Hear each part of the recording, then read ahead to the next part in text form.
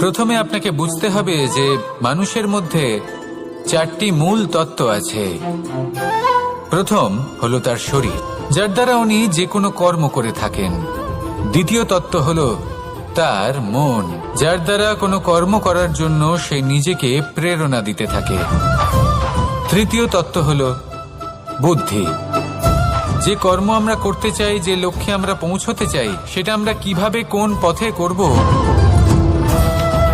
সেটা স্থির করা যায় বুদ্ধি দিয়ে। আর চতুর্থ তত্ত্ব হলো আত্মা। আত্মা হলো এমন এক তত্ত্ব যার কোনো সমাপ্তি নেই। আত্মা হলো অজয়, কিন্তু এরও শুদ্ধিকরণের প্রয়োজন হয়। এই 4টি তত্ত্বের শুদ্ধিকরণ করতে থাকুন, এতে নির্মল রাখুন, শুদ্ধ রাখুন। এবং এটা কিভাবে হবে?